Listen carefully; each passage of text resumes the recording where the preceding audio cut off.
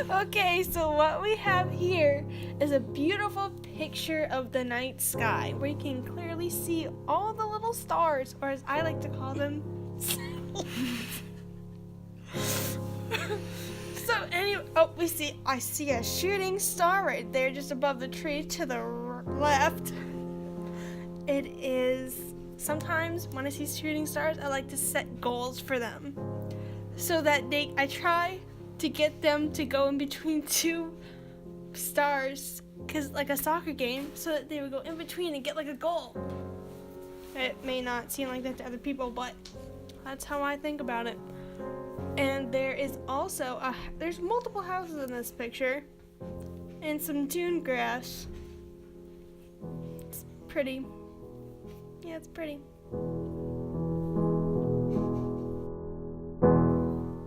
In here now we have a beautiful picture of low tide. It could be kind of a disgusting time, but in this picture it looks very, very pretty. You can also kind of see a little rainbow. It looks pretty big, but whatever. Fun fact: rainbows are actually just big circles that go all the way around the Earth, and it's like a band. That's what my physics teacher said. I don't know if it's actually right though. I thought there was a pot of gold at the end and a leprechaun, but whoops. And so this person's taking the picture. He's kind of we're not gonna talk about it. Anyways, there's some nice houses on like an island. Actually, it's not really an island now because there's no water, but if there was water, it would be an island. I bet you can find crabs there. That's pretty cool. Okay.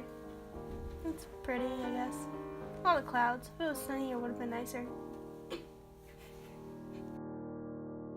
Oh no! Is that a dead seal? Oh, I think it is. Oh, this is not good. They're just dropping like flies. I was not expecting this. Oh, and the seagulls, they just pick them apart. It's very disturbing. He deserves something better than this. He had a whole life ahead of him. Such a sad sight. I hope the marine mammal rehabilitators caught him. I hope they did something with it. That way people don't have to see it and be reminded that death happens. It's a sad thing. So, so sad. Okay, in here we have some waves and rocks. That's it. Oh, there's also a sky. That adds an element, but it kind of blends right into the ocean. And not really, whatever. But there's the white parts on the waves. Those are called white caps.